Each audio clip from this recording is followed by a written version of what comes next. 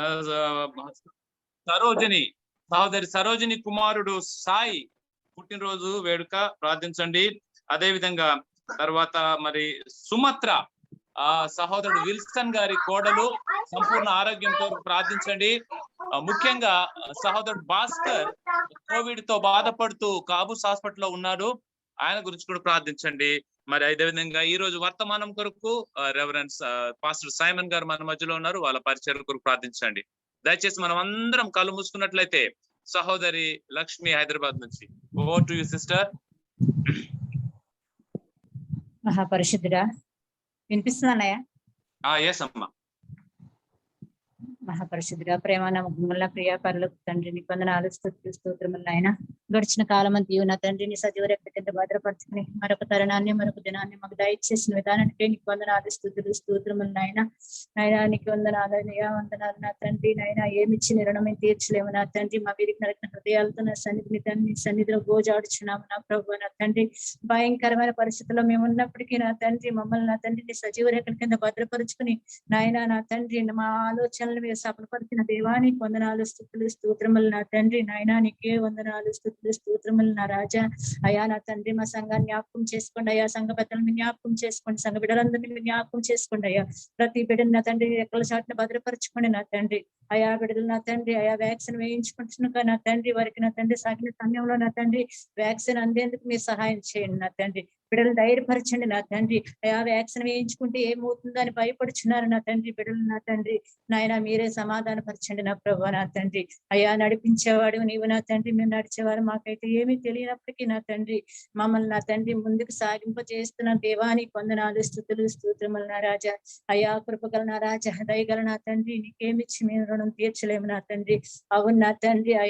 అయా సహోదరుడు ఆరాధించినట్టుగా నా తండ్రి, అవును నా తండ్రి దిక్కుతో స్థితిలో నా తండ్రి మమ్మల్ని లేవనెత్తావు నా ప్రభు నా తండ్రి, నడిపిస్తున్నావు నా తండ్రి.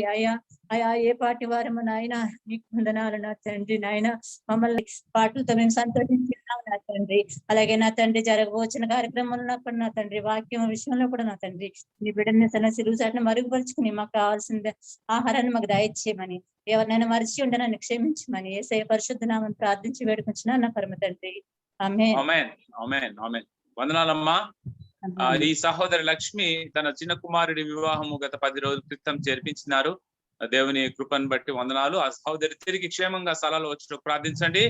అలాగే సంఘ ప్రార్థనలకు దయచేసి మీ వ్యక్తిగత ప్రార్థనలో సహోదరుడు భాస్కర్ ఇంగ్లీష్ కాంగ్రిగేషన్ సంఘానికి చెందినవాడు, మరి రెండవసారి కాబూస్ హాస్పిటల్ అడ్మిట్ అయినాడు. దయచేసి ఆయన కొరకు ప్రార్థించండి. దేవుడు ఆయన స్వస్థపరచును గాక.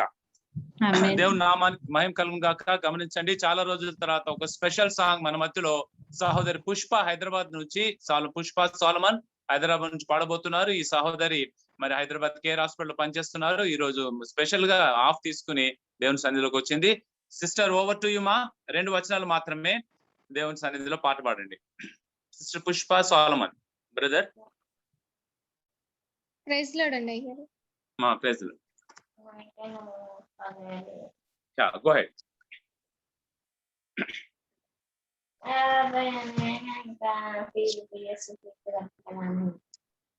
నేనెందుకని నీ సొత్తుగా మారితిని యేసయ్యా, నీ రక్తముచే కడుగబడినందునా నీ అనాది ప్రణాళికలో హర్షించెను నా హృదయ సీమా. నీ అనాది ప్రణాళికలో హర్షించెను నా హృదయ సీమా. నేనెందుకని నీ సొత్తుగా మారితిని యేసయ్యా, నీ రక్తముచే కడుగబడినందునా నీ పరిచయను తుదముట్టించుటేనా నియమమాయనే నీ సన్నిధిలో నీ పొందుకోరి నీ స్నేహితుడానై ఆహనా ధన్యత ఓహో నా భాగ్యము ఏమని వివరింతును ఏమని వివరింతును సుఖని నీ సొత్తుగా మారితిని యేసయ్యా నీ రక్తముచే కడుగబడినందున నీ శ్రమలలో పాలొందుటయేనా దర్శనమాయే నా తనువందునా శ్రమలు సహించి నీ వారసుడానై ఆహనా ధన్యత ఓహో నా భాగ్యము ఏమని వివరింతును ఏమని వివరింతును ఆహనా ధన్యత ఓహో నా భాగ్యము ఏమని వివరింతును ఏమని వివరింతును నేనెందుకని నీ సొత్తుగా మారితిని యేసయ్యా నీ రక్తముచే కడుగబడినందున నీలో నేనుండుటే నాలో నీవుండుటే నా ఆత్మీయ అనుభవమే నీలో నేనుండుటే నాలో నీవుండుటే నా ఆత్మీయ అనుభవమే పరిశుద్ధాత్ముని అభిషేకముతో నీ పరిపూర్ణత చెంది ఆహనా ధన్యత ఓహో నా భాగ్యము ఏమని వివరింతును ఏమని వివరింతును నేనెందుకని నీ సొత్తుగా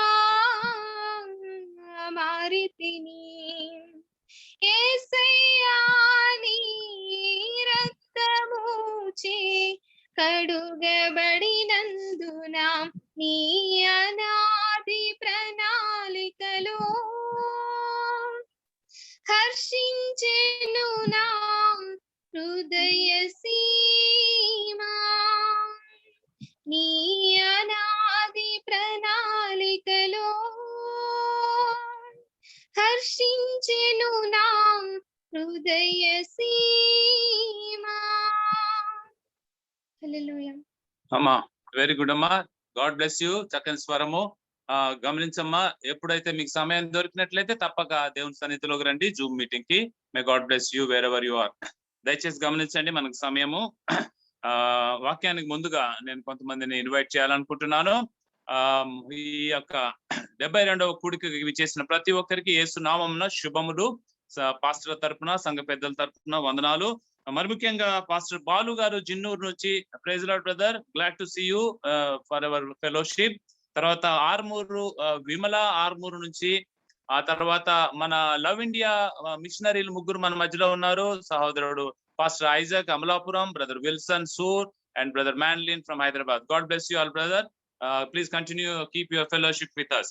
ఇప్పుడు మన సమయము మన మధ్యలో రెవరెండ్ పాస్టర్ సైమన్ గారు కొత్తపేట రావులపాలెం ఆంధ్రప్రదేశ్ నుంచి దేవుని వర్తమానం కొరకు మన ముందు రాబోతున్నారు. Thank you brother. మీ యొక్క సమయాన్ని బట్టి మీకు బేతేల్ సంఘం తరపున వందనాలు, శుభములు. సంఘ కాపరి పెద్దల తరపున మీకు ఆహ్వానం. దయచేసి చప్పట్లతో పాస్టర్ గారిని మనం ఆహ్వానిద్దాం. గమనించండి పాస్టర్ గారు, ఇండియా టైం 10:30 వరకు, ఆ తర్వాత 5 నిమిషాలు పర్వాలేదు. Okay brother, over to you pastor. దేవుని పరిశుద్ధ నామమునకు మహిమ కలుగును గాక. ఆమేన్. వినపడుతుందండి? Clear pastor, go head. Thank you. యేసుక్రీస్తు ప్రశస్తమైన నామములో ఈ జూమ్ యాప్ లో దేవుని వాక్యాన్ని వింటున్నటువంటి ప్రియ సహోదరి సహోదరులకు ప్రభు పేరట నా హృదయపూర్వక వందనాలు తెలియజేస్తున్నాను.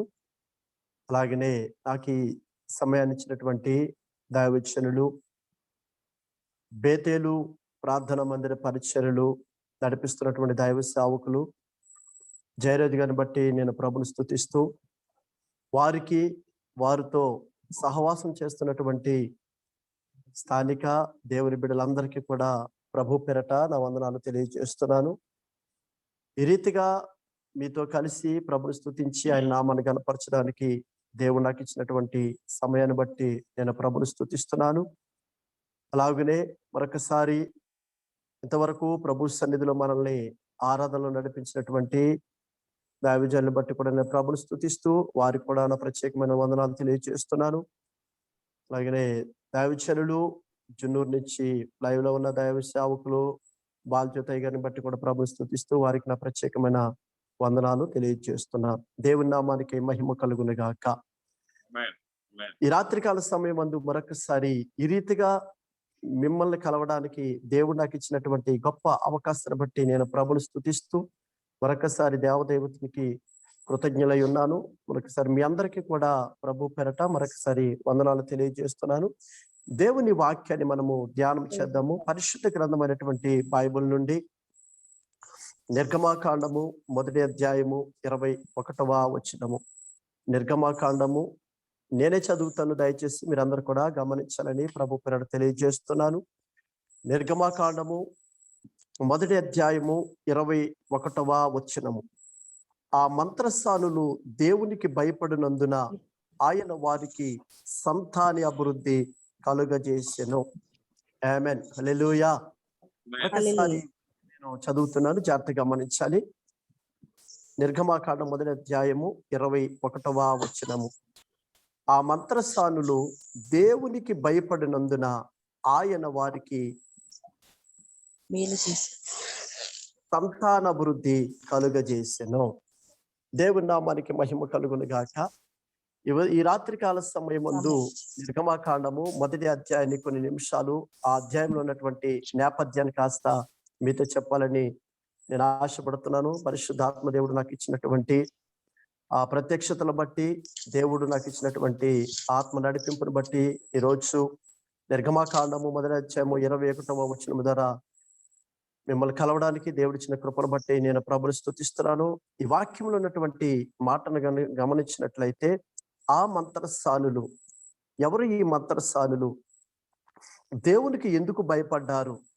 భయపడడం ద్వారా వారి సంతానాభివృద్ధి కలుగు చేశాడని దేవుని వాక్యం తెలియజేస్తుంది. గనక మొదటి వచనంలో ఉన్నటువంటి నేపథ్యాన్ని కాస్త మీతో చెప్పి నేను తదుపరి ఆ వాక్యంలోనికి మరింత లోతుగా మిమ్మల్ని తీసుకెళ్ళడానికి నేను ఇష్టపడుతున్నాను. మొదటి వచనంలో మనం చూస్తున్నాము కదా, మనందరికీ తెలుసు. ఇప్పుడు మొదటి వచనాన్ని మనం కొన్ని నిమిషాలు ధ్యానం చేద్దాము. పరిశుద్ధ గ్రంథమైనటువంటి బైబిల్లో నుండి నిర్గమకాండం 1వ అధ్యాయంలో మనందరికీ తెలిసినటువంటి చరిత్రే. అయితే మరొకసారి మీకు నేను దాన్ని తెలియపరచడానికి నేను ఇష్టపడుతున్నాను. ఇశ్రాయేలీలు కానానులో ఉన్నప్పుడు వారు తినడానికి తిండి కరువైనందున, వారు బ్రతకడానికి కాస్త ఆర్థికమైనటువంటి ఇబ్బంది కలుగునందున ఇశ్రాయేలు ప్రజల కాస్త ఐగుప్తులో నివాసము చేస్తున్నటువంటి ఐగుప్తు రాజు దగ్గరికి వచ్చినప్పుడు, ఐగుప్తు రాజు అక్కడ ఉన్నటువంటి ఐగుప్తు రాజు దగ్గర సెకండ్ రాజుగా పనిచేస్తున్నటువంటి యోసేపు దగ్గర వారు అనేక రకరకాలైనటువంటి ధాన్యాదులు తీసుకుని వెళ్ళినట్లుగా మనము చూడగలుగుతున్నాం. అయితే నిర్గమాకాండము 1వ అధ్యాయం వచ్చేటప్పటికి, నిర్గమాకాండం 1వ అధ్యాయం వచ్చేటప్పటికి యోసేపు ఎరగని రాజు, అనగా ఆదికాండము 50వ అధ్యాయములో యోసేపు చనిపోయాడు. యోసేపు బ్రతుకుండగా ఇశ్రాయేలు ప్రజలందరూ ఐగుప్తు దేశానికి 70 మంది వారి సంతానము బయలుదేరి ఐగుప్తు దేశానికి వచ్చినప్పుడు, నిర్గమాకాండం 1వ అధ్యాయంలో మనం చూస్తున్నాము, ఐగుప్తు దేశంలో యోసేపు చనిపోయిన తర్వాత వేరొక రాజు వచ్చినట్లుగా మనం చూడగలుగుతున్నాం. ఒకసారి దయచేసి మిమ్మల్ని అందరినీ కూడా ఆ ఐగుప్తు ఆ ప్రాంతానికి మిమ్మల్ని తీసుకెళ్ళడానికి నేను ఇష్టపడుతున్నాను. తద్వారా మనకి బాగా వాక్యం అర్థమవుతుందని మీ అందరూ కూడా మనసు పెట్టి ఈ మాటలు వినాలని ప్రభు పేరట నేను మీకు తెలియజేస్తున్నాను. అయితే నిర్గమాకాండం 1వ అధ్యాయంలో ఉన్నటువంటి ఆ నేపథ్యాన్ని మరొకసారి మీకు పదే ఎందుకు చెప్తున్నానంటే, ఖచ్చితంగా ఆ అధ్యాయం కాడకు మీరు మీ మనస్సు కేంద్రీకరించాలని ప్రభు పేరట నేను మీకు తెలియజేస్తున్నాను. ఇక్కడ మనం చూసినట్లయితే ఇక్కడ గమనిస్తున్నాము, యోసేపు ఎరగని యొక్క రాజు ఐగుప్తు దేశాన్ని పరిపాలిస్తున్నప్పుడు, అప్పటికే యోసేపు చనిపోయాడు గనుక ఇశ్రాయేలు ప్రజల యొక్క విస్తరణ చూసి, ఇశ్రాయేలు ప్రజల యొక్క ఆశీర్వాదాన్ని చూసి, ఇశ్రాయేలు ప్రజల యొక్క ఆ విస్తరణ చూసి ఐగుప్తు రాజు కాస్త తన సామ్రాజ్యంలో ఉన్నటువంటి కొంత మంత్రులని లేక తన కాన్వాయ్లో ఉన్న వారందరినీ పిలిచి ఒక చిన్న మీటింగ్ ఏర్పాటు చేసి, ఇదిగో పొరుగు నుంచి వచ్చిన వారు, కనాను నుంచి వచ్చిన వారు, ఇశ్రాయేలు ప్రజలు అభివృద్ధి చెందుతున్నారు, ఇలాగనే వారిని విడిచిపెట్టేస్తే ఖచ్చితంగా రేపన్న రోజు నాడు మనము ఇబ్బంది పడతాము, మనము నష్టపోతాము, వారి సంతానము ప్రబలుతుంది. అందుకని ఎలాగైనా సరే వారిని కష్టపెట్టి వారి ఇటకలు తీసే విషయంలో కానీ, వారి కష్టపెట్టే విషయంలో కానీ, వారిని కష్టపెట్టి మీరు వారి సంతానం తక్కువయ్యేలా చేద్దామని చెప్పి కొంతమందిని అలా ప్రోత్సహించినప్పుడు ఆ మంత్రులు, వారితో ఉన్నటువంటి పని చేస్తున్నటువంటి ఆ ఆఫీసులు అందరూ కలిసి ఇశ్రాయేలు ప్రజల దగ్గరికి వెళ్ళి, ఇదిగో ఈ రోజు నుంచి మీకు గడ్డి ఇవ్వము, పొలాలు ఇవ్వము, మీరే తెచ్చుకోవాలి, మీరే కాల్చుకోవాలి, కానీ ప్రతి దినము ఏ లెక్క అయితే మాకు అప్పగిస్తున్నారో అదే లెక్కను మాకు ఇవ్వాలన్న ఉద్దేశంతో ఆ మాటలు చెప్పగానే ఇశ్రాయేలు ప్రజలందరూ కూడా ఏంటి సమస్య మాకు ఎలా వచ్చిందని చెప్పి వారి పని ప్రారంభించారు. అయినను ఐగుప్తు రాజు ఇశ్రాయేలు ప్రజల్ని శ్రమ పెట్టే కొలది కూడా ఇశ్రాయేలు ప్రజలు విస్తరిస్తున్నట్లుగా మనము చూడగలుగుతున్నాం. దేవుని నామానికి మహిమ కలుగును గాక. అయితే ఇక్కడ జరిగినటువంటి విషయాన్ని మీతో పంచుకోవడానికి ఇష్టపడుతున్నాను.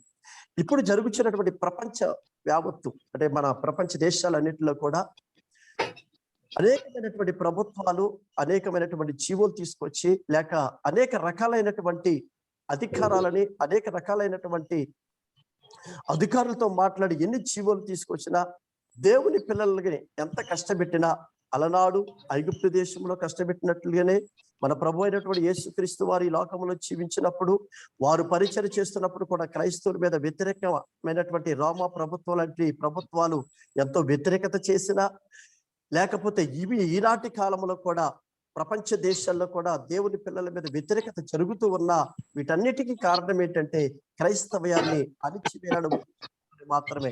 అయితే దేవుని సేవకునిగా వాక్యాన్ని బట్టి చెప్తున్నాను, ఎందరైతే క్రైస్తవ్యాన్ని అణిచివేయాలనుకుంటున్నారో దేవుడు అంతకంటే కూడా క్రైస్తవులు ప్రబలిలే చేస్తున్నాడు. దేవుడు మనకి మహిమ కలుగును గాక. హల్లెలూయా. అయితే గమనించవలసిన విషయం ఏంటంటే, అలాగను చేస్తూ ఉన్నప్పుడు ఇశ్రాయేలు ప్రజలంట ఐగుప్తు రాజు శ్రమ పెట్టే కొలది కూడా వారు విస్తరిస్తున్నట్లుగా మనము చూడగలుగుతున్నాం. అప్పుడు ఐగుప్తు రాజు ఒక ఆలోచన వచ్చింది. ఆ ఆలోచన వచ్చి మరలా ఆ మంత్రులు వాళ్ళందరినీ కూడా ఒక కమిటీ వేసి, ఇదిగో వీళ్ళని ఎలాగే విడిచిపెట్టేస్తే వారు విస్తరిస్తారు అన్న ఉద్దేశంతో వెంటనే ఆ ఇశ్రాయేలు ప్రజలకి, అనగా ఐగుప్తు స్త్రీలకు ఎవరైతే డెలివరీ వేస్తారో, అంటే పురుటి వేస్తారో వాళ్ళని పిలిచి వాళ్ళతో ఆ మతలసాలతో ఇలా చెప్పాడు ఐగుప్తు రాజు, అయ్యా ఇదిగో మీరు ఎబ్రీ స్త్రీలకు మీరు పురుడులు వేస్తాక వెళ్తారు కదా, అందుకని మీరేం చేస్తారంటే ఆ పురుట్లోనే ఉండగా మగబిడ్డ అయితే తప్పనిసరిగా చనిపోయండి, ఆడబిడ్డనైతే బ్రతకనివ్వండి అన్నారు. వెంటనే ఆ సహోదరులు ఇద్దరు అన్నారు కదా, తప్పనిసరిగా రాజా మీరు చెప్పిన మాటకి మేము ఎందుకు కాదంటామో, మీరు రాజు, మీ మాటకు మేము ఎదురు చెప్తామా, మీరు చెప్పినట్టుగానే చేస్తామన్నారు. ఓకే అని చెప్పాడు. వెంటనే రాజు కాస్త వెళ్ళిపోయాడు. రాజు వెళ్ళిపోయిన తర్వాత జరిగిన విషయం ఏంటంటే, ఆ ఇద్దరు స్త్రీలు కూడా ఒక సిట్టింగ్ వేసుకుని మరి ఏం చేస్తామని అడిగారు. ఏం చేద్దామని అడిగినప్పుడు వెంటనే ఒక సహోదరు అంటుంది, అక్కడ మనం చూస్తున్నాము 15వ వచనంలో 1:15లో ఇద్దరు స్త్రీలు సేప్రా హోయా అను ఎబ్రీ స్త్రీలు మంత్రస్థానులు వీరిద్దరు మాట్లాడుకుంటున్నారు. ఏం చేద్దాము ఏంటి అని అడిగినప్పుడు వెంటనే అందులో ఒక స్త్రీ అన్నది కదా, లేదు రాజుగారు చెప్పినట్టు చేయకపోతే ఖచ్చితంగా మన శిరస్సును సింహద్వారాన్ని కట్టి మన మొండుమును కాకులకు గెద్దలకు పడవేస్తారు అని చెప్పింది. మరో స్త్రీ అన్నది కదా, మరో స్త్రీ అంటుంది, వాక్యానికి దేవునికి వ్యతిరేకంగా జీవించి ఎంతకాలం బ్రతికినా గాని మనం ఖచ్చితంగా ఆ మరణాన్ని లేకపోతే ఆ ఆ పిల్లల్ని కనుక మనం చంపేస్తే ఖచ్చితంగా ఆ పాపము కాస్త మనకి శాపముగా మారి మనం నరకానికి వెళ్ళిపోతాము. బ్రతుకున్నది కొంతకాలం అయినా సరే దేవునికి భయపడి మనము ఉన్నది ఉన్నట్టుగా చేద్దాము. రాజు శాశ్వతము కాదు, మనకు పరలోకము శాశ్వతం అన్న ఆలోచన కలిగి ఆ ఇద్దరు కూడా ఒక కమిట్మెంట్కి వచ్చారు. ఆ కమిట్మెంట్కి వచ్చిన తర్వాత జరిగిన విషయం ఏంటంటే వారిరువురు కలిసి ఆ పని చేయడానికి పూనుకున్నారు. ఏ పని చేయడానికి? రాజు చెప్పింది కాదు, దేవుని చిత్తం చేయడానికి ఆ పనికి పూనుకున్నారు. ఎందుకు ఆ పనికి పూనుకున్నారంటే దేవుని వాక్యం తెలియజేస్తుంది, ఆ మంత్రసానులు దేవునికి భయపడ్డారని బైబిల్ చెప్తుంది. నా ప్రియమైన దేవుని సంగమా, దేవుని సేవకునిగా చెప్తున్నాను, వాక్యం వింటున్న ప్రియ సహోదరి సహోదరుడా, లోకంలోంచి అనేకమైనటువంటి ఇబ్బందులు, అనేకమైనటువంటి సమస్యలు, అనేకమైనటువంటి వ్యతిరేకత సమస్యలు మనకు వస్తాయి. అయితే మనం ఆరాధిస్తున్న దేవుడు జీవము కలిగిన దేవుడు. వాటన్నిటి నుంచి కూడా మనల్ని అధిగమించగలడు. వాటన్నిటిలో కూడా మనకి అధికమైనటువంటి కృప దేవుడు చూపించగలడు. అందుకనే దేవుని సేవకుడికి తెలియజేస్తున్నాను, అక్కడ ఎబ్రీ స్త్రీలోంచి ఆ మంత్రస్థాల నుంచి మనము నేర్చుకోవాల్సినటువంటి గొప్ప పాఠాన్ని ఈరోజు మీతో చెప్పడానికి నేను ఇష్టపడుతున్నాను. దేవుని సేవకునిగా బైబిల్ చెప్తున్న మాట, ఆ ఇద్దరు ఆ మాట ఎప్పుడైతే అనుకున్నారో ఈ లోపల ఎబ్రీ స్త్రీలు కాస్త డెలివరీ టైం అని కొంతమంది ఆమెను పిలిచినప్పుడు వాళ్ళు వెళ్ళి మరి సక్రమంగానే డెలివరీ వేసేసి వచ్చేసేవారు. అలాగనే కొన్ని రోజులు జరిగిన తర్వాత రాజు గారికి చంటి పిల్లల యొక్క ఏడుపులు వినపడుతున్నాయి. చంటి పిల్లల యొక్క ఏడుపులు వినపడుతున్నప్పుడు వెంటనే రాజుగారు ఆ మంత్రసాన్ని పిలిచి, మంత్రసాలరా నేను మీకేం చెప్పాను, మీరేం చేశారని అడిగారు. ఏం చేశాం ప్రభా, చిత్తం మీరు చెప్పండి అన్నారు. లేదు, నేను చెప్పింది ఏంటి, మగపిల్లలు పుడితే పురుట్లో చంపేయండి, ఆడపిల్లలు పుడితే బ్రతకనివ్వండి అని చెప్పాను కదా. మీరు చెప్పినట్టే చేశాం ప్రభు అన్నారు. మీరు చెప్పినట్టే చేస్తే మరి ఏడుపులు ఎలాగైనా పడుతున్నాయని అడిగాడు. వెంటనే వాళ్ళు అన్న మాట ఏంటంటే, అద్భుతమైన మాట ఏంటే, అయ్యా మీరు చెప్పినట్టే మేము చేస్తాకి మేము మంత్రసారి పని చేయడానికి, డెలివరీ వేయడానికి మేము వెళుతున్నాము, కానీ మేము వెళ్ళే లోపలనే వారు కనేస్తున్నారయ్యా అని చెప్పారు. దేవునికి స్తోత్రం కలుగును గాక. ఇక్కడ ఒక విషయాన్ని మనం గమనించాలి. అలా చెబుతూ అన్నారు. ఒక అద్భుతమైనటువంటి సత్యం ఏంటంటే, అక్కడ చెబుతూ అన్న మాట ఏంటంటే 18వ వచనములో నేను మీ కొరకు చదువుతున్నాను. 18వ వచనం, క్షమించండి 17. అయితే ఆ మంత్రసానులు దేవునికి భయపడినందున ఐగుప్తు రాజు తనకు ఆజ్ఞాపించినట్లు చెయ్యక మగపిల్లలను బ్రతకనీయగా ఐగుప్తు రాజు ఆ మంత్రసానుని పిలిపించి, మీరెందుకు మగపిల్లలను బ్రతకనిచ్చిద్దరని ఈ పని ఎలా చేసిద్దరి అని అడిగను. అందుకు ఆ మంత్రసానులు, ఎబ్రీసీలు ఐగుప్తు స్త్రీలు వంటి వారు కారు, వారు చురుకైన వారు. దేవునికి స్తోత్రం కలుగును గాక. ఇక్కడ ఒక విషయాన్ని మీరు గమనించాలి. ఇప్పుడు నేను మీరు చెప్పేది డెలివరీ గురించి కాదు, లేకపోతే కాన్పుల గురించి కాదు, లేకపోతే ఐగుప్తు స్త్రీలు చురుకైన వారని కాదు, ఐగుప్తు స్త్రీలు పనివారని కాదు, ఐగుప్తు స్త్రీలు బలవంతులని కాదు. నేను చెప్పేది ఇక్కడ ప్రాముఖ్యమైన విషయాన్ని మనం నేర్చుకుంటున్నాము. ఆ మంత్రసానులు ఐగుప్తు రాజుతో ఒక అద్భుతమైనటువంటి మాట చెప్పారు. ఏంటా మాట అంటే 10వ వచనంలో ఇలా రాయబడి ఉంది, క్షమించండి 19వ వచనంలో ఇలా రాయబడి, అందుకు ఆ మంత్రసానులు ఎబ్రీ స్త్రీలు ఐగుప్తు స్త్రీలు వంటి వారు కారు. దేవుని నామానికి మహిమ కలుగును గాక. ఇక్కడ నాకు పరిశుద్ధాత్మ దేవుడు ఆత్మ సంబంధంగా నేర్పించినటువంటి ఆ పాఠాన్ని మీతో చెప్పడానికి నేను ఇష్టపడుతున్నాను. ఇప్పుడు ఎబ్రీ మంత్రసాన్ని కాస్త రాజుగారి దగ్గరికి వెళ్ళి రాజుతో ఇలా సమాధానం చెప్తున్నారు, రాజా ఆ స్త్రీలు మీ స్త్రీలు వంటి వారు కారు, ఆ స్త్రీలు మీ స్త్రీలు వంటి వారు కారు. అంటే ఎబ్రీ స్త్రీలు ఐగుప్తు స్త్రీలు వంటి వారు కారు. ఈరోజు దేవుని సేవకునిగా చెప్తున్నాను, దేవుని పిల్లలుగా క్రీస్తు రక్తములో కడగబడి పాప క్షమాపణ నిమిత్తము బాప్తిస్మము పొంది సార్వత్రిక సంఘములో చేర్చబడి ప్రభు రాకడ కొరకు నూతన యెరూషలేము కొరకు సిద్ధపడుతూ ఆది అపోస్తుల ఉపదేశ క్రమం మీద మన ఆత్మీయ జీవితాన్ని కాపాడుకుంటూ దేవుని చిత్తమును నడుస్తూ దేవుని ప్రణాళికలు నడుస్తున్నటువంటి మనకు నేర్పిస్తున్నటువంటి గొప్ప అద్భుతమైన పాఠం ఏంటో తెలుసా? ఇదిగో నిన్ను చూసి, లేకపోతే నీ కుటుంబానికి చూసి, లేకపోతే నీకు అప్పగించిన పరిచర్యను చూసి, లేకపోతే నీ ఆత్మీయ జీవితాన్ని చూసి, ఇదిగో లోకములో ఉన్నటువంటి అన్యులు కావచ్చు, నీ ఇంటి పక్కన వ్యక్తులు కావచ్చు, వారు నిన్ను గురించి చెప్పవలసిన సాక్ష్యం ఏంటో తెలుసా? ఇదిగో వారి వంటి వారు వీరు కారు. దేవునికి స్తోత్రం కలుగును గాక. వారిలాగే వీళ్ళు సీరియల్స్ చూడరు, వారిలాగే వీళ్ళు సినిమాలు చూడరు, వారిలాగే వీళ్ళు అబద్ధాలు ఆడరు, వారిలాగే వీళ్ళు మోసాలు చేయరు, వారిలాగే వీళ్ళు దొంగతనాలు చేయరు, వారి వాళ్ళ వీళ్ళ పాపాలు చేయరు అన్నటువంటి సాక్ష్యము ఎబ్రీ స్త్రీ నుంచి, ఐగుప్తు స్త్రీలతో నుంచి ఎబ్రీ స్త్రీలకు ఏ సాక్ష్యం అయితే పొందుకున్నారో దేవుని సేవకుడిగా చెప్తున్నాను, ప్రభువును అంగీకరించిన నాట నుండి ప్రభు రాకడ వరకు దేవుని చిత్తము జరిగించాలనే ఉద్దేశంలో ఉన్న ప్రతి క్రైస్తవ బిడ్డ, ప్రతి దైవచనుడు కూడా ప్రాముఖ్యంగా మనము వాక్యం వింటున్న ప్రియ సహోదరి సహోదరుడా, నిన్ను గూర్చి నీ గ్రామస్తులు గాని, నిన్ను గూర్చి నీ బంధువులు గాని, నిన్ను గూర్చి నీ కుటుంబీకులు గాని, నిన్ను గూర్చి ప్రభువుని అంగీకరించే అన్యులు గాని ఈ సాక్ష్యమును వినాలి, ఈ సాక్ష్యము నీ జీవితంలో జరగాలని దేవుని సేవకునిగా నేను మీకు తెలియజేస్తున్నాను. నేటి సంఘాల యొక్క పరిస్థితి మనము చూస్తున్నాం, నేటి క్రైస్తవ యొక్క కుటుంబాలను బట్టి మనము చూస్తున్నాం. ఇప్పటికీ కూడా యేసుక్రీస్తు రక్తములో కడగబడి పాప క్షమాపణ నిమిత్తము బాప్తిసము పొంది సార్వత్రిక సంఘములో చేర్చబడి మందిరానికి నడిపిస్తున్నటువంటి వ్యక్తుల యొక్క కుటుంబాల్లో కూడా ఇంకనూ సాతానుడు వారి కుటుంబాల మీద ఎలయతాండము చేస్తారంటే దానికి గల కారణం ఏంటో తెలుసా? యేసు ప్రభు నమ్ముకున్నామని పేరే తప్ప దాని క్రియలలో చూపించలేనటువంటి పరిస్థితి నేటి సంఘానికి క్రైస్తవానికి ఉన్నదని దేవుని సేవకుడిగా నేను తెలియజేస్తున్నాను. మరలా చెప్తున్నాను, పరిశుద్ధాత్మ దేవుడు నాకు నేర్పించిన విషయాన్ని మీతో చెప్తున్నాను. ఇదిగో ఆ స్త్రీలు వంటి వారు కారు. నేను మరలా చెప్తున్నాను, ఐగుప్తు లోకానికి సాదృశ్యము, ఐగుప్తు పాపానికి సాదృశ్యము, ఐగుప్తు దేవునికి వ్యతిరేకమైనటువంటి దేశము, ఐగుప్తు రాజు ఇశ్రాయేలు ప్రజలు దేవుని ప్రజలను శ్రమ పెట్టుతున్నటువంటి దేశము. అయితే వారి వంటి వారు కాకుండా మనం ఉండాలని ప్రభు పేరట తెలియజేస్తున్నాను. మనం లోకములో ఉన్నాము, అన్యచరుల మధ్య ఉన్నాము, దేవుని ఎరగని కుటుంబాల మధ్య ఉన్నాము, దేవుడంటే కెట్టని ప్రజల మధ్య ఉన్నాము, దేవుని దూషించే ప్రజల మధ్య ఉన్నాము. కానీ మనం జీవితంలో ఎబ్రీ మంత్రస్థాల నుంచి నేర్చుకోవాల్సినటువంటి ప్రాముఖ్యమైన పాఠం ఏంటో తెలుసా?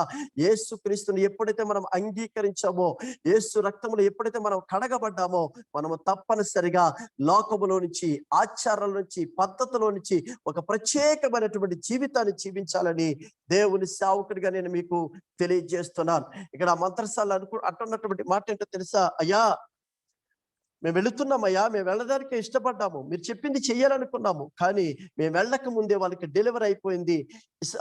ఐగుప్తు స్త్రీలు వంటి వారు కారు ఎబ్రీ స్త్రీలు, ఎందుకంటే వారు చురుకైన వారు. ఈరోజు చురుకుదనం కొరకు మీరు చెప్పేది, వారి వంటి వారు కాకుండా మనము మన ఆధ్యాత్మిక జీవితంలో, మన కుటుంబంలో ఒక ప్రత్యేకమైన రీతిగా ఉండాలని దేవుని సేవకుడిగా నేను మీకు తెలియజేస్తున్నాను. ప్రవర్తనలో మాదిరి చూపించాలి, మాటలో మాదిరి చూపించాలి, చూపులో మాదిరి చూపించాలి, లేకపోతే మనం చేసే పనిలో మాదిరి చూపించాలి, లేక మన నడవడికలో మాదిరి చూపించాలి. అప్పుడే మనము వారికి దేవుని వాక్యము చెప్పకుండానే మన ప్రవర్తన బట్టి వారిని ప్రభు సన్నిధికి నడిపించగలమని దేవుని సేవకునిగా నేను మీకు తెలియజేస్తున్నాను. ఇంకొక మాట చెప్పి నేను కొంచెం ముందుకు వెళ్ళడానికి ఇష్టపడుతున్నాను. ఇక్కడ రాయబడి ఉన్న మాట ఏంటో తెలుసా? అలా చేసిన తర్వాత 19వ వచనము ముగింపులో ఇలా రాయబడింది. 19వ మురుగులో వారు చురుకైన వారు, అలాగే మంత్రసాని వారి యొద్దకు వెళ్ళక మునిపే వారు ప్రసవించి యుందురని ఫరోతో చెప్పిరి. దేవుని నామానికి మహిమ కలుగును గాక. అయ్యా మేము వెళ్ళకుండానే ప్రసవిస్తున్నారయ్యా అని చెప్పారు. ఇక్కడ మీరు గమనించాలి, మగపిల్లల్ని బ్రతికించారు, ఆడపిల్లలు కూడా బ్రతకనిచ్చారు. ఇది ఫరోకు విరుద్ధమైనటువంటి పని, ఇది ఫరోకు విరుద్ధమైనటువంటి మాట, శత్రుకు విరుద్ధమైన పనే. కానీ దేవుడు ఆ స్త్రీలకు సమయోచితమైనటువంటి జ్ఞానం ఇచ్చి, సమయోచితమైనటువంటి ఆలోచన ఇచ్చి, ఫరోతో ఎలా మాట్లాడాలి, ఏ సమయానికి ఎలా మాట్లాడాలి అనేటువంటి ఆలోచన పరిశుద్ధాత్మ దేవుడు ఆత్మ నడిపింపు వారికి ఇచ్చారని నేను నమ్ముచున్నాను. ఆ తర్వాత 20లో ఇలా రాయబడి ఉంది, దేవుడు ఆ మంత్రస్థానులకు మేలు చేసెను. దేవుని నామానికి మహిమ కలుగును గాక. దేవుడు ఆ మంత్రసానులకు మేలు చేశాను. అసలు చెప్పుకోవాలంటే ఫరోకు వ్యతిరేకంగా చేసిన పనిని బట్టి ఫరో వారి మీద పగ తీర్చుకోవాలి, లేకపోతే శిక్షించాలి. కానీ అఖిలాండమును సృష్టించినటువంటి సృష్టికర్తటువంటి దేవాతి దేవుడు, మన హృదయ రహస్యాలు ఎరిగిన దేవుడు గనుక, మన తలంపులు మన ఆలోచనలు పుట్టక మునిపే ఆయన గుర్తించిన దేవుడు గనుక వారికి సమయోచితమైన జ్ఞానం ఇవ్వడమే కాదు, బైబిల్ చెప్తున్న 20 వచనంలో చెప్తున్న అద్భుతమైన మాట ఏంటో తెలుసా? దేవుడు ఆ మంత్రసారులకు మేలు చేసెను. దేవుని నామానికి మహిమ కలుగును గాక. ఈ రాత్రి కాల సమయమందు దేవుని సేవకునిగా మీతో చెప్తున్న మాట ఒక్కటే, దేవుడు నమ్మదగిన దేవుడు. ఆయన కార్యములు ఆశ్చర్యములు, ఆయన కార్యములు దొడ్డవి.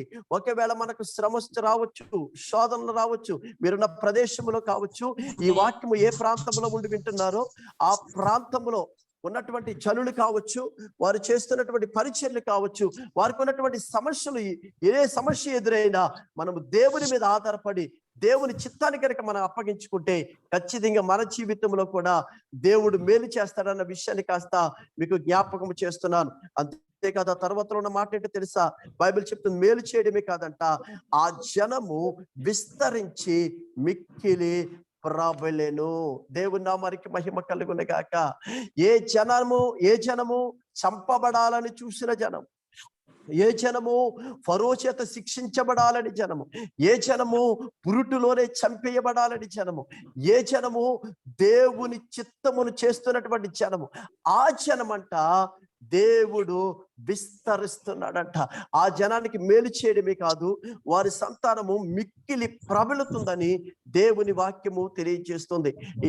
ఈ రాత్రికాల సమయమందు దేవుని సేవకునిగా చెప్తున్నాడు, ప్రియమైన దేవుని సంగమా, శత్రువు నీ మీద ఎంత పన్నాగము పన్నినా, ఆత్మీయతగా ఎదుగుతున్నప్పుడు రోగాలు వస్తాయి, ఆత్మీయతగా ఎదుగుతున్నప్పుడు ఆర్థికమైన ఇబ్బందులు కలుగుతాయి, ఆత్మీయతగా ఎదుగుతున్నప్పుడు కుటుంబంలో నుంచి సమస్యలు వస్తాయి, ఆత్మీయతగా ఎదుగుతున్నప్పుడు బంధువుల్లో నుంచి సమస్యలు వస్తాయి, ఆత్మీయతగా ఎదుగుతున్నప్పుడు నువ్వు పని చేస్తున్నటువంటి ఆఫీసులోనే నీకు ఎదురు రావచ్చు, ఆత్మీయతగా ఎదుగుతున్నప్పుడు నువ్వెక్కడైతే ఉద్యోగం చేస్తున్నావో నీ పై అధికారులే నీ మీద లేనిపోని అబద్ధాలు వేసే సమయము కూడా ఆసనం అవుతుంది. అయితే నీవు హృదయపూర్వకంగా దేవునికి గనక భయపడినట్లయితే ఖచ్చితంగా నా దేవుడు నిన్ను ఆశీర్వదిస్తాడు, నీకు మేలు చేస్తాడు, నీ కుటుంబాన్ని కూడా విస్తరిస్తాడు, నీ సంతానము అభివృద్ధి చెందుతుందని దేవుని సేవకుడిగానే తెలియజేస్తున్నాను. మూలవాక్యం మరలా చదువుతున్నా నేను. ఆ మంత్రసానులు దేవునికి భయపడినందున ఆయన వారికి సంతానభివృద్ధి కలుగజేసెను. ఈ రాత్రి దేవుని సేవకునిగా చెప్తున్నాడు, ప్రియమైన దేవుని సంగమా, సంతాన అభివృద్ధి కాడ మీరే ఏం రాసుకుంటారో రాసుకోండి. దేవునికి భయపడినందున నీ జాబులో నీకు ప్రమోషన్ వచ్చును గాక. దేవునికి భయపడినందున నువ్వు కట్టబోతున్నటువంటి గృహము సంపూర్ణంగా పూర్తవును గాక. దేవునికి భయపడినందున నీకు కావలసినటువంటి గౌరవం, నీకు కావలసినటువంటి ప్రతిష్ట, నీకు కావలసినటువంటి ఆశీర్వాదాన్ని దేవుడు అభివృద్ధి పదములోనికి నడిపిస్తాడు. ఎప్పుడో తెలుసా? మనుషునికి భయపడినప్పుడు కాదండి, దేవునికి మనము భయపడాలి. ఇదివరకు నేను ఒకసారి మీలో కొంతమంది విన్నారు, దేవునికి భయపడిన వాడు ఎక్కడ ఉన్నా భయపడతాడు. అదే మనుషునికి భయపడేవాడు వారు ఉన్న చాటనే భయపడతారు. ఫర్ ఎగ్జాంపుల్ మీతో చెప్తాను, ప్రియమైన దేవుని సంగమా, దేవునికి భయపడేవారు ఉన్నారంటే అమలాపురంలో భయపడతారో, అమెరికాలో భయపడతారు. దేవునికి భయపడే వాళ్ళు ఉన్నారంటే ఆంధ్రలో భయపడతారు, మస్కట్లో భయపడతారు. అదే మనుషులకు భయపడేవారు ఉంటే మనుషులు ఎదుట మాత్రమే భయపడతారు.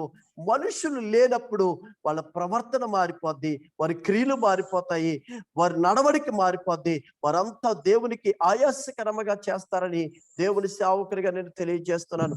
అందుకనే దేవుని వాక్యము తెలియజేస్తుంది, మనము దేవునికి భయపడే వారిలా ఉండాలని ప్రభు పర్యటన నేను మీకు తెలియజేస్తున్నాను.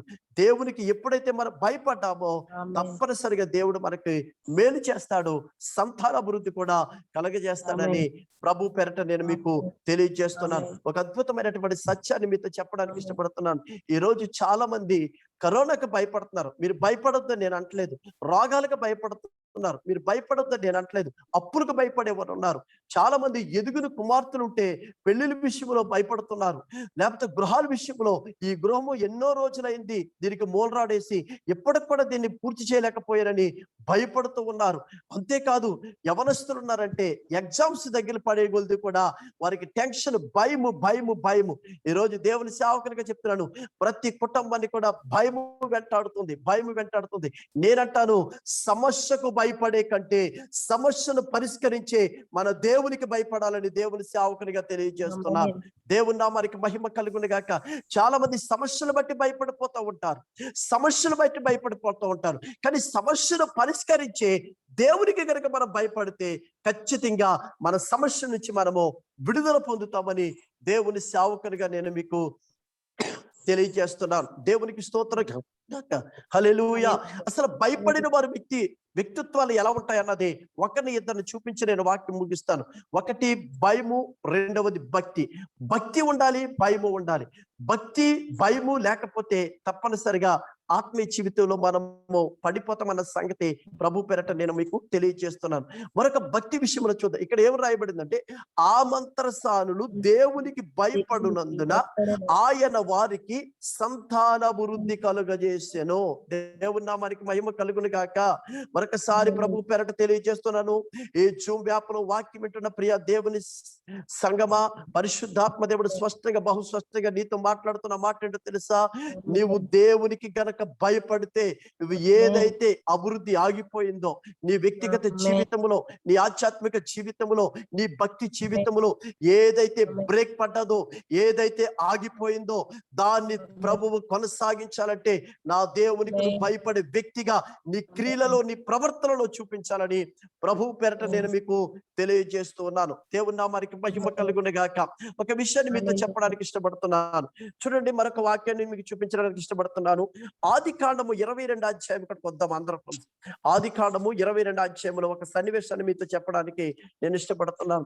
ఆదికాండము 22 అధ్యాయంలో ఇక్కడ మనకు అబ్రహాం కనపడుతున్నాడు, ఇస్సాకు కనపడుతున్నాడు, మనం ఆరాధిస్తున్నటువంటి దేవాతి దేవుడు కూడా మనకు కనపడుతున్నాడు. ఈ ఆదికాండం 22 అధ్యాయంలో ఒక మాట మనకు కనపడుతుంది. ఏంటి ఆ మాటను మనం గమనించినట్లయితే చూస్తారా? బైబిల్ చదువుతారు, చూడండి. బైబిల్ చదువుతున్నాను. ఆదికాండము 22వ అధ్యాయం. ఆదికాండము 22వ అధ్యాయము 12వ వచనాన్ని నేను చదువుతున్నాను. 12వ వచనం. అప్పుడు ఆయన, ఆ చిన్నవాని మీద చెయ్యవేయకము, అతనిని ఏమీయో చేయకము, నీకు ఒక్కడయ్యున్న నీ కుమారుని నాకియ్య వెనుతీయలేదు గనుక నీవు దేవునికి భయపడేవాడు అని ఇందువలన నాకు కనబడుచున్నది అని. దేవునికి స్తోత్రం కలుగును గాక. హల్లెలూయా. చాలా మంది భక్తి జీవితము లేకపోతే దేవునికి భయపడుతున్నామన్న విషయం ఎప్పుడు తెలుస్తుందంటే శ్రమ కలిగినప్పుడు తెలుస్తుంది. అవును కదా, నాకు చాలా విశ్వాసం ఉందని చెప్తాను నేను. ఇప్పుడు లైవ్ లో వాక్యం చెప్తున్నాను కానీ నాకు చాలా విశ్వాసం ఉందని చెప్తాను. నా విశ్వాసం ఎప్పుడు పరీక్షించబడుతుంది? నాకు శోధన వచ్చినప్పుడు, నాకు శ్రమ వచ్చినప్పుడు, నాకు నిందలు వచ్చినప్పుడు, నాకు అవమానాలు వచ్చినప్పుడు, ఆ శ్రమలలో, అవమానాల్లో, నిందలలో నేను దేవుని మీద ఆధారపడి నా విశ్వాసాన్ని కాపాడుకున్నప్పుడు అప్పుడు తెలుస్తుంది నాకు విశ్వాసం ఉన్నదన్న సంగతి. దేవుని నామానికి మహిమ కలుగును గాక. అలాగనే ఇక్కడ బైబిల్ గ్రంథంలో మనం చూసినట్లయితే ఇక్కడ నేను మీకు చదివిన విషయంలో దేని వల్ల అబ్రహాము దేవునికి భయపడుతున్నాడని అన్న సంగతి మనము గుర్తించడానికి ఇష్టపడుతున్నాను. ఆదికాండము 22 అధ్యాయంలో సన్నివేశాన్ని మీతో చెప్పడానికి నేను ఇష్టపడుతున్నాను. ఆదికాండము 22 అధ్యాయంలో జరిగిన విషయం ఏంటంటే, అబ్రాహాము షారాకి లేక వాగ్దాన పుత్రుడు పుట్టాడు. మనందరికీ తెలుసు, అతని పేరు ఇస్సాకు. తనకు ముందే అబ్రహాముకి ఆగారికి ఒక కుమారుడు పుట్టాడు, అతని పేరు ఇస్మాయేలు. ఒకరోజు ఇస్మాయిల్ పక్షమున అబ్రహాము ప్రార్థన చేస్తున్నాడు. అయ్యా, నా కుమారుడిని పంపించేశాను, ఆ కుమారుడు చిన్నవాడయ్యా, ఆ ఇస్మాయిల్ నీ సన్నిధిలో జ్ఞాపకం చేసుకోవయ్యా అని ప్రార్థన చేస్తుంటే అబ్రహాము అన్నాడు కదా, ఆ దేవుడు అన్నాడు కదా, అబ్రహామా, నీ కుమారుడైనటువంటి ఇస్మాయిల్ నేను ఆశీర్వదిస్తాను, నీ కుమారుడైనటువంటి ఇస్మాయిల్ నేను దీవిస్తాను. నేను ఎంతగా దీవిస్తానంటే అతనిలో నుంచి 12 మంది రాజులని నేను అతనికి ఇస్తాను, అతని సంతానాభివృద్ధి కలగజేస్తాను. కానీ అతని సంతానాన్ని విస్తరిస్తాను కానీ, అతని సంతానాన్ని అభివృద్ధి చేస్తాను కానీ, నా నిబంధన మాత్రము నీకును షారాకు పుట్టినటువంటి ఇస్సాకుతో మాత్రమే నా నిబంధన స్థిరపరుస్తానని చెప్పాడు జీవము కలిగిన దేవుడు. దేవునికి స్తోత్రం కలుగును గాక. ఆ నిబంధన బట్టి అబ్రహాము షారాకి వాగ్దాన పుత్రుడైనటువంటి ఒక కుమారుడు ఇచ్చాడు. ఆ కుమారుడి పేరు ఇస్సాకు. ఇస్సాకు, అబ్రహాము షారా, ఈ ముగ్గురు కలిసి ఎంతో సంతోషంగా అన్యోన్యంగా సాగుతున్నారు. ఆ కుమారుడు చూసి ఎంతో మురిచిపోతున్నాడు అనమాట. చాలా సంతోషంగా ఉంది అబ్రాహాముకి. విడిచిపెట్టలేనటువంటి ప్రేమ కలిగి ఉన్నాడు. లేక పుట్టాడేమో ఇస్సాకు, లేక పుట్టాడేమో వాగ్దాన కుమారుడు. ఎంతో ప్రేమగా నడుచుకున్నాడు, ఎంతో ప్రేమిస్తున్నాడు అనమాట. ఒక రోజు అలా ప్రేమిస్తూ ఆ కుమారుడు ముద్దులాడుతూ ఉన్నప్పుడు, ఆ కుమారుడు సంతోషంగా ఎత్తుకున్నప్పుడు, ఈ సంఘటన అంతా ఆకాశం నుంచి దేవుడు పరిశీలన చేసి దేవుడు అంటాడు, అబ్రహమా అన్నాడు. చిత్తము ప్రభు అన్నాడు. ఏమీ లేదు, నీ ఒక్కగానొక్క కుమారుడిని మరియా పర్వతం దగ్గర తీసుకొచ్చి నాకు బలి చేయమని చెప్పి తనకి ఎలా బలి ఇవ్వాలన్న విషయాలన్నీ కూడా క్లియర్ గా మాట్లాడుతూ వచ్చాడు 22వ అధ్యాయంలో. అలా ఎప్పుడైతే ఆ మాట చెప్పాడో వెంటనే ఏ మాట పలకకుండా వెంటనే షారా ప్రక్కలో ఉన్నటువంటి కుమారుడిని తీసుకుని, కట్టెలు తీసుకొని, నిప్పు తీసుకొని, ఇద్దరు పని వాళ్ళు తీసుకొని వెళ్ళిపోతున్నారు. మరియా పర్వతం దగ్గరికి వెళ్ళిపోతూ ఉన్నప్పుడు కుమారుడు దారులు అడిగాడు. మీ అందరికీ తెలిసినటువంటి సందర్భం 22వ అధ్యాయంలో. అయితే నాకు ఇచ్చిన సమయం సరిపోతే కనుక నేను వాక్యం నుంచి ముందుకు వెళుతున్నాను. వెళ్ళిన తర్వాత పర్వతం మీదకి వెళ్ళాడు. పర్వతం మీదకి వెళ్ళిన తర్వాత బలిపీఠము కట్టాడు.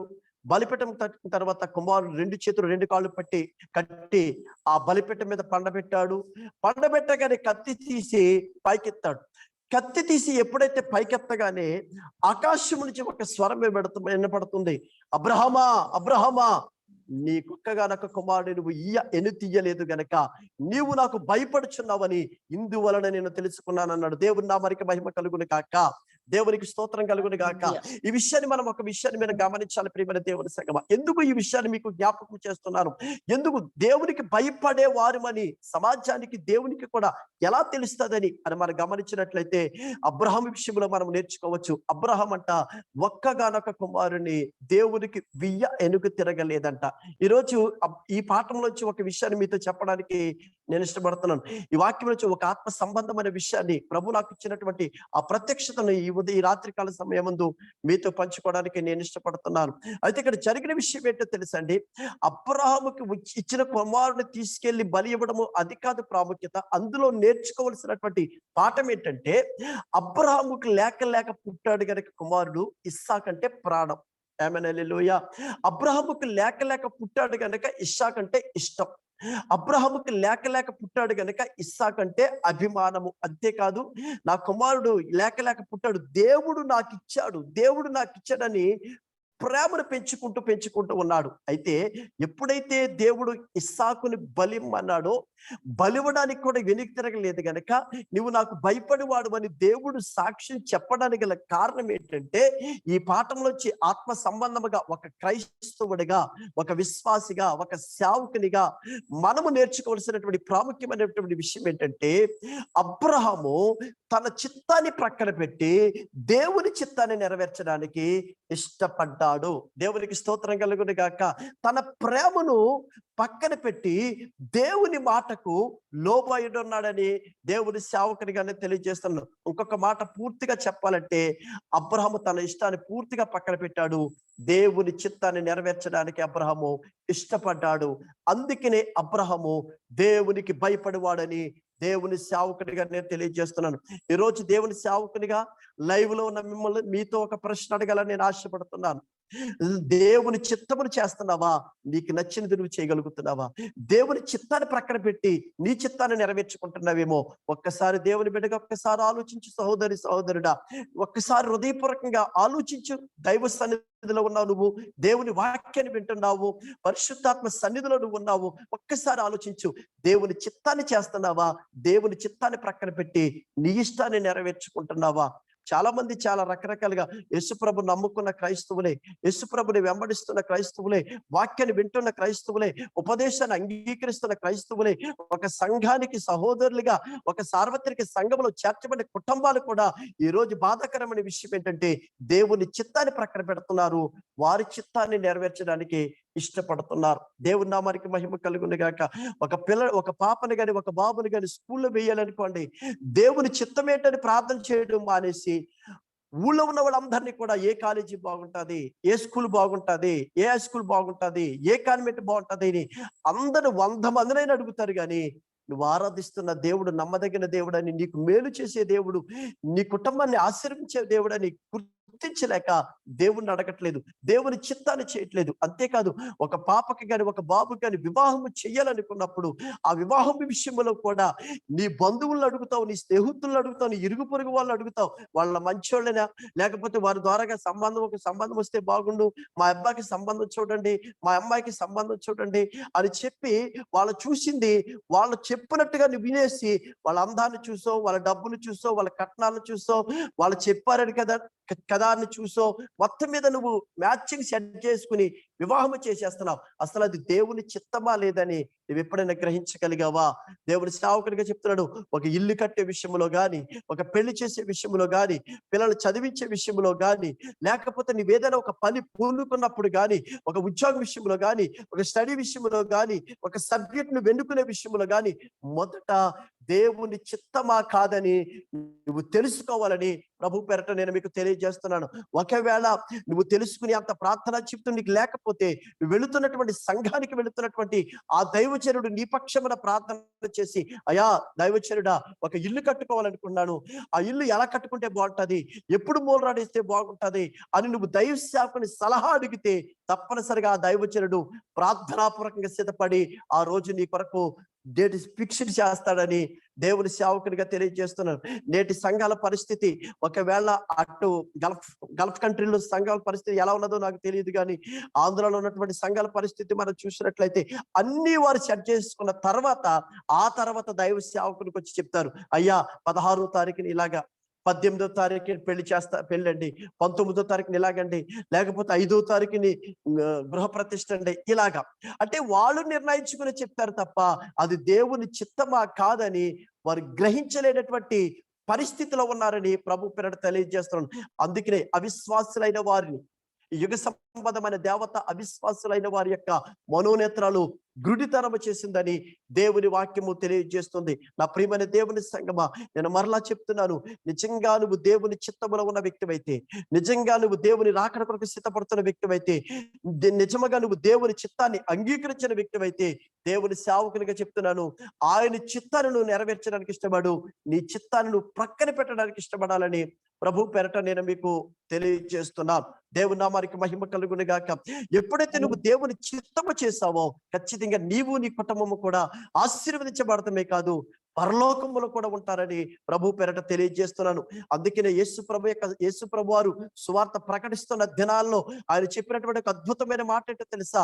అనేక మంది వచ్చారంట, ప్రభువా ప్రభువా ప్రభు అని అడుగుతున్నారంట.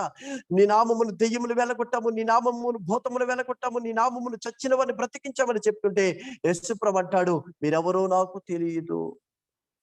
ప్రభు అని ప్రతి వాడు పరలోక రాజ్యము చేరడు. మరెవరు చేరతారయ్యా? తండ్రి చిత్తము నెరవేర్చిన వాడు మాత్రమే పరలోక రాజ్యము చేరుతాడని దేవుని వాక్యము యేసయ్య తన వెంబడిస్తున్నటువంటి శిష్యులతో ఖడాగండిగా చెప్పినట్లుగా మనం చూడగలుగుతున్నాం. ఈ రోజు ఒక్క మాట చెప్పడానికి ఇష్టపడుతున్నానండి. నువ్వు కడుపు మార్చుకున్నా, కన్నీరు కార్చిన, ఉపవాసాలున్నా, కానుకలు ఇచ్చినా, దశంభాగాలు ఇచ్చినా, ఆత్మీయతగా ఎదుగుతున్నా, ఇవన్నీ ఎందుకంటే నువ్వు పరలోకము చేరాలనే ఉద్దేశముతోనే. ఎందుకంటే ఈ లోకము శాశ్వతము కాదు, ఈ లోకము తాత్కాలికము మాత్రమే.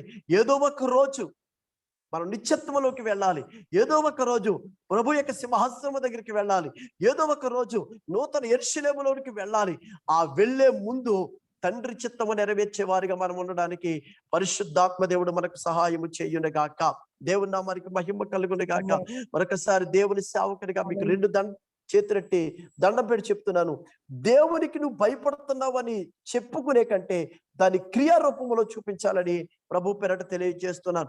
దేవునికి భయపడుతున్నామని అందరూ చెప్పుకుంటున్నారండి. దేవునికి భయపడుతున్నాము అందరూ చెప్పుకున్నారు. తెల్ల బట్టలు, తెల్ల ప్యాంటు, తెల్ల సొక్క వేసుకున్నంత మాత్రం నేను దేవునికి భయపడుతున్నాను చెప్పినంత మాత్రాన ఒకవేళ లోకము నమ్మొచ్చు, కానీ నా హృదయాన్ని గ్రహిస్తున్నటువంటి నా దేవుడు మాత్రం నన్ను ప్రక్కన పెడతాడు. ఇదిగో దేవుని సేవకుడిగా చెప్తున్నాను, అబ్రహాము గురించి మనం నేర్చుకోవాల్సిన విషయం ఏంటో తెలుసా? అతడంట బైబిల్ చెప్తుంది, దేవుని చిత్తము నెరవేర్చడానికి తన ఇష్టాన్ని ప్రక్కన పెట్టాడు, తన ప్రేమను చంపుకున్నాడు, తన ఆలోచన చంపుకున్నాడు, తన కోరికలను చంపుకున్నాడు, తన ఇష్టాన్ని చంపుకున్నాడు. కేవలం ఎందుకు తెలుసా? దేవుని చిత్తము చెయ్యాలి, దేవుని చిత్తము చెయ్యాలి. ఈ రోజు నేను చెప్తున్నాడు, ఒకవేళ దేవుని చిత్తము చేసేటప్పుడు అబ్రహాము వలె నువ్వు కూడా కష్టపడతావు. ఎందుకు తెలుసు? అబ్రహాముకి సామాన్య విషయం కాదు. కొడుకుని బలి ఇవ్వమంటే ఏ తండ్రికైనా గుండె పగిలిపోతుందండి. అబ్రహాము సన్నివేశం ఒకసారి మనం జ్ఞాపకం చేసుకుంటే, అబ్రహాము కొడుకు మీద పుల్లలు కట్టి పెట్టాడంట. అబ్రహాము అబ్రహాము కొడుకును తీసుకెళ్తూ ఆ కట్టెలన్నీ కూడా అబ్రహామే తన గొడ్డలతో పగలగొట్టి, ఆ పగలగొడుతున్నప్పుడు నేను అనుకున్నాను, గొడ్డలతో ఆ కమ్మిని లేకపోతే ఆ పుల్లని ఆ కట్టెని పగలగొడుతున్నప్పుడు అబ్రహాము గుండెల మీద పడినట్టుంటది అనమాట ఆ గొడ్డల దెబ్బ. అయినా గాని అబ్రహాము తండ్రి చిత్తాన్ని నెరవేర్చాలి. తండ్రి చిత్తాన్ని నెరవేర్చిన వారి జీవితం ఎంత అద్భుతంగా సాగిందో చెంది. ఆ కింద 16లో ఇలా రాయబడి ఉంది. 22 ఆదికాండం 22:16 రాయబడిన మాట ఏంటో తెలుసా? ఇలా రాస్తున్నాడు, నీకు ఒక్కడై అయ్యున్న నీ కుమారుని వెనుతీయక ఈ కార్యము చేసినందున నేను నిన్ను ఆశీర్వదించి ఆకాశ నక్షత్రము వలె సముద్రమందలి ఇసుక వలె నీ సంతానమును నిశ్చయముగా విస్తరింపచేసేదను. చప్పట్లు కొడుతూ దేవుని నామమును మహిమపరుద్దాము. దేవుని నామానికి మహిమ కలుగును గాక. అక్కడ అద్భుతమైన సత్యం ఏంటో తెలుసా? అబ్రహాము దీవించబడ్డానికి, అబ్రహాము యొక్క సంతానము ఆకాశ నక్షత్రముల వలె ఇసుక రేణువుల వలె విస్తరించడానికి గల కారణం ఏంటి? అబ్రహాము సంతానము దీవించబడడానికి గల కారణం ఏంటి? దేవుని వాక్యము తెలియజేస్తుంది. ప్రియమైన దేవుని సంగమా, ఈ కార్యము చేసినందున. ఏ కార్యం అది? దేవుని చిత్తము చేసినందున. ఏ కార్యం అది? తన ఇష్టాన్ని చంపుకున్నాడు. ఏ కార్యం అది? దేవుని కొరకు తన ప్రేమను చంపుకున్నాడు. దేవుని కొరకు తన భార్యకి చెప్పకుండా కూడా బిడ్డను తీసుకెళ్ళాడు. దేవుని కొరకు తన బంధాన్ని కూడా తెంపుకోవడానికి ఇష్టపడ్డాడు.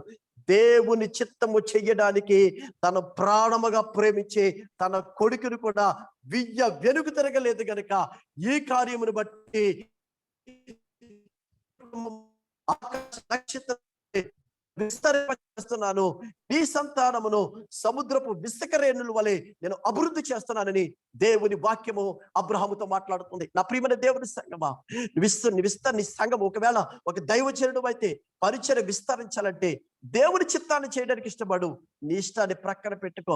ఈ రోజు పరిచర్యలు చాలా మంది సేవకులు 20 సంవత్సరాల నుంచి, 10 సంవత్సరాల నుంచి, 30 సంవత్సరాల నుంచి సేవ చేస్తున్నామని చెప్తున్నారు. కనీసం 20 మంది, 30 మంది, కనీసం 100 ఆత్మలు కూడా 100 ఆత్మలు కూడా ఉండలేదు, 100 ఆత్మలు కూడా సంపాదించట్లేదు. కారణం ఏంటో తెలుసా? వారి ఇష్టాన్ని నెరవేర్చుకుంటున్నారు. వాక్యము చెప్పే విషయంలో కూడా వారికి నచ్చినట్టుగా మలుచుకుంటున్నారు.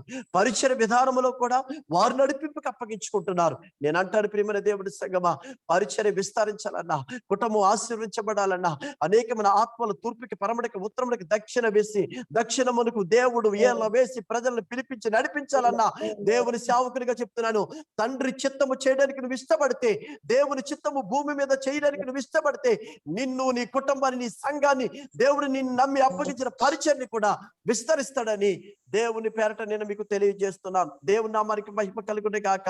మరొకసారి ఒక విషయాన్ని మీతో చెప్పి నేను ముగించడానికి ఇష్టపడుతున్నాను. నాకు ఇచ్చిన సమయం దగ్గర పడుతుంది కనుక నాకు ఇచ్చిన సమయాన్ని బట్టి నేను ప్రభువుని స్తుతిస్తున్నాను. 2 విషయాలు మనము నేర్చుకున్నాం. ఒకటి, దేవునికి భయపడిన మంత్రస్థానాల విషయంలో దేవుడు వారి సంతానాన్ని కూడా అభివృద్ధి చేశాడు, కీడు నుంచి తప్పించాడు, మేలు కలుగజేశాడు, వారి కుటుంబాలని ఆశీర్వదించినట్లుగా మనం చూడగలుగుతున్నాం. మనం ప్రత్యేకించబడిన వారము కనుక ఆ మంత్రస్థానాల వలె మనము కూడా ప్రత్యేకంగా ఉండడానికి పరిశుద్ధాత్మ దేవుడి సహాయం చేయనుగాక. రెండవది, ఇక్కడ అబ్రహామును మనం చూసి నేర్చుకున్నాము.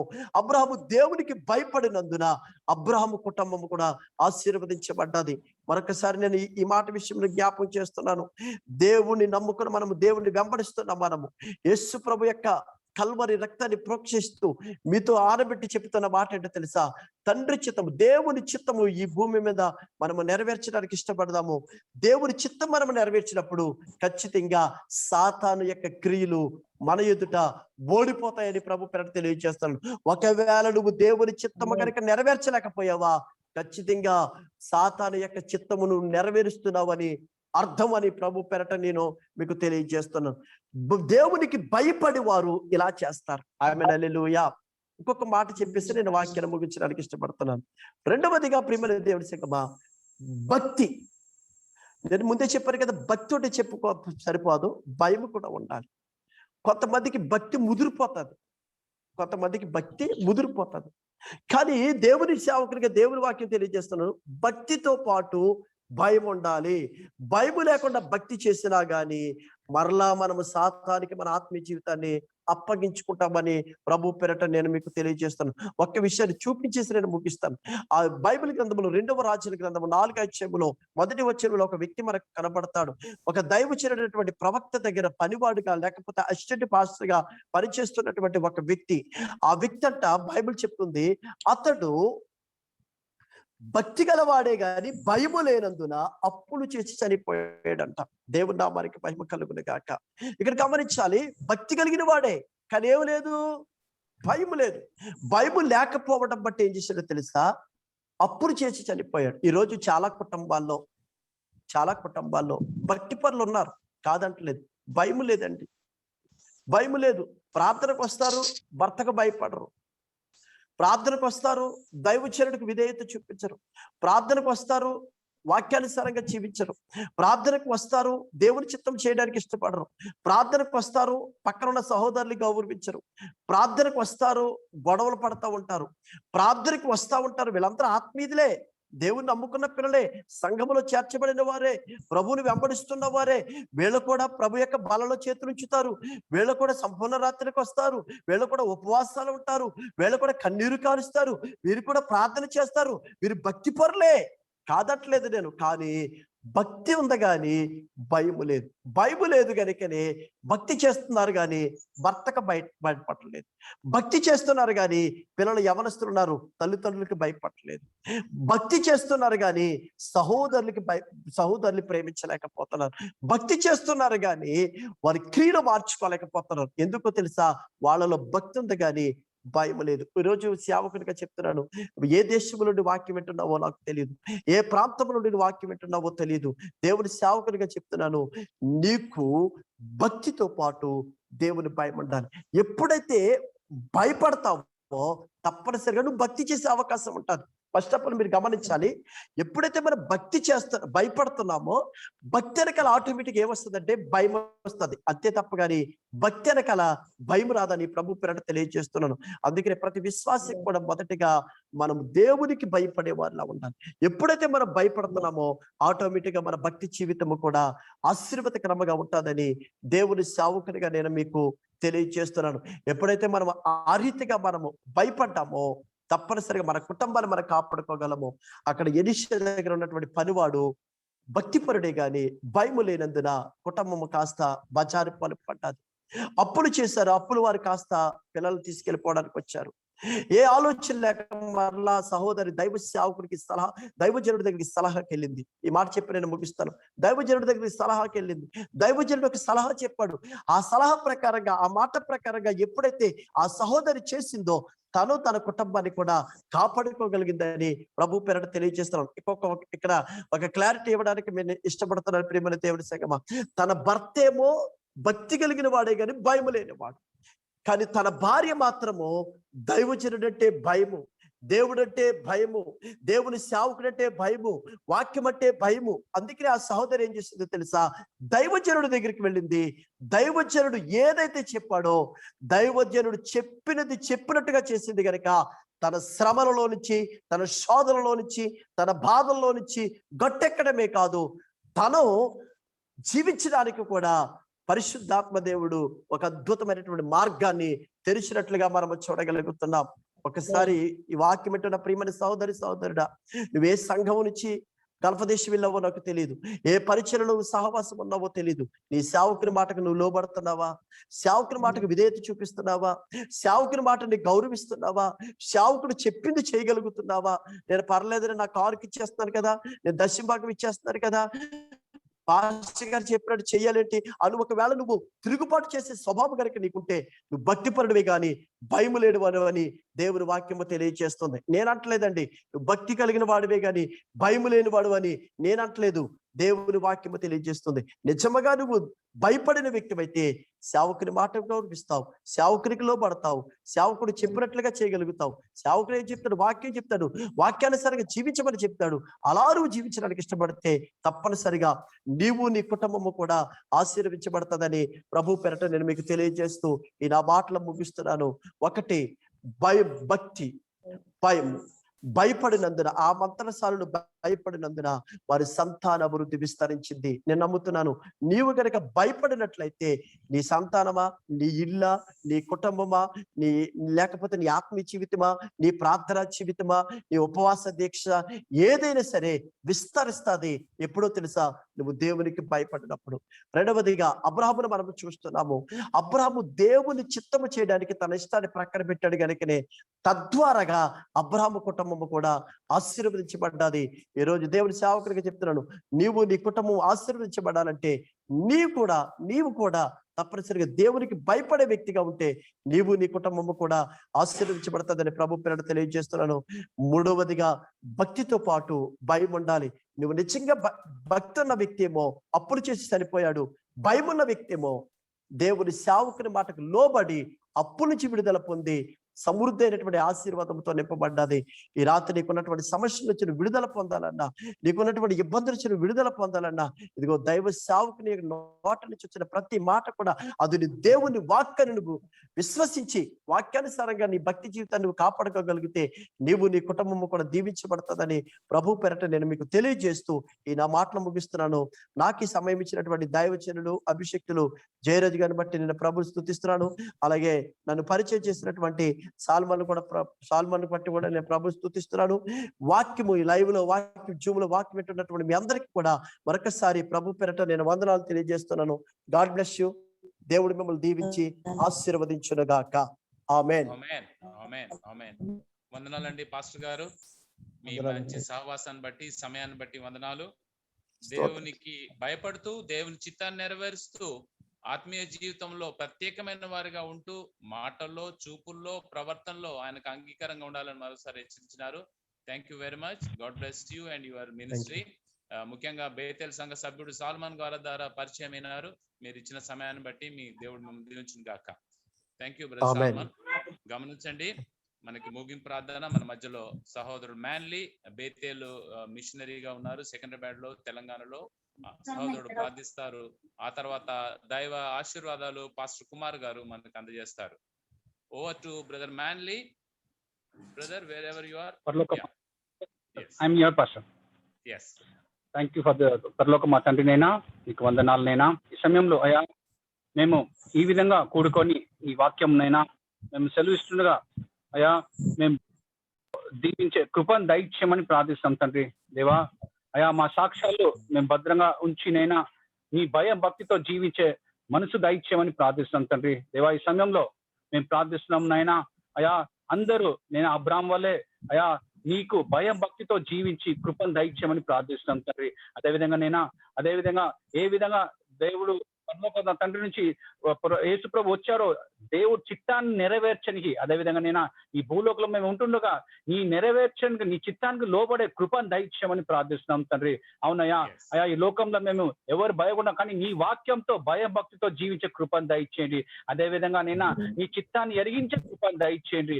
ఎప్పుడు మేము ఎరిగిస్తామో నీ చిత్తాంగా మేము జీవించే కృపను దయచేయమని ప్రార్థిస్తున్నాం తండ్రి. అవునయ్యా ఈ రోజునైనా నీ వాక్యం ద్వారా మమ్మల్ని గద్దించి ప్రేమించి అయ్యా ఈ విధంగా మమ్మల్ని చేర్చుకున్న విధానం పట్టి నీకు వందనాలు అయ్యా. ఎంతో మంది మేము వింటుండగానైనా మా జీవితాల్లో భద్రపరచమని ప్రార్థిస్తాం తండ్రి. భయం భక్తితో జీవించే కృపను దయచేయండి. అదేవిధంగా నీ చిత్తాన్ని ఎరిగి నీ చిత్తాంగా జీవించే కృపను దయచేయమని అయ్యా వచ్చిన పిల్లల్ని మీరు పేరు ఆశీర్వదించి వాళ్ళ జీవితాలని కష్టజీతాలను ఆశీర్వదించి ఈ రోజంతా మా తోడు ఉండి విధానం పట్టి నీకు వందనాలు అయ్యా. మీరే కార్యాలు జరిగించి ఘనత మహిమ నీకే చెల్లిస్తూ యేసు నామంలో ప్రార్థిస్తున్నాను తండ్రి. ఆమేన్. ఆమేన్. ఆమేన్. ఆమేన్. పాస్టర్ కుమార్ గారు, ఓవర్ టు యు బ్రదర్.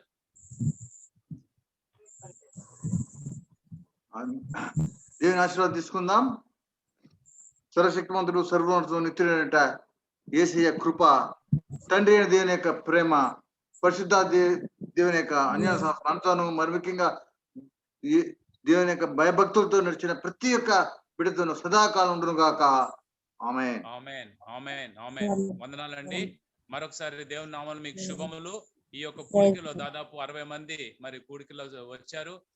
గమనించండి, సహోదరుడు గంగయ్య ఫ్యామిలీ నిజామాబాద్ నుంచి వచ్చారు. చాలా సంతోషం అమ్మా. God bless you.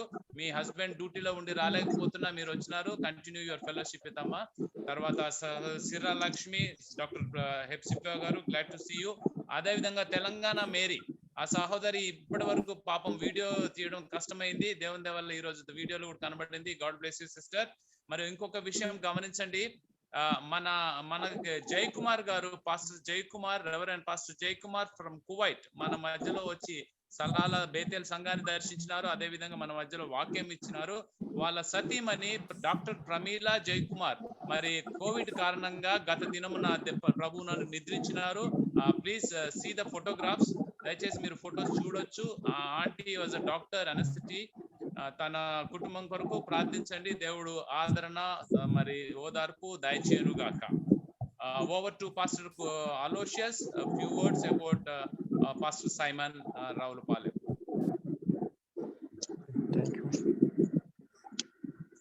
Praise the Lord. చాలా వందనాలండి. అభిషేకమైన మంచి క్షేమాభివృద్ధికరమైన వాక్యం. హెబ్రీ స్త్రీలు ఐగుప్తు స్త్రీల వంటి వారు కారు, చురుకైన వారు. స్త్రీలే కాదు, ప్రతి విశ్వాసి కూడా హృదయంలో ప్రభు కొరకు చురుకుగా ఉండాలి. దేవుని యొక్క భయం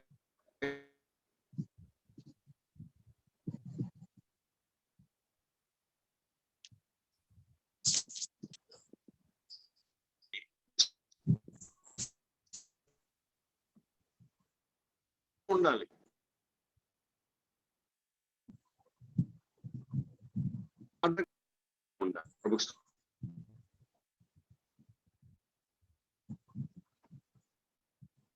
Yes, brother. Brother Aloy.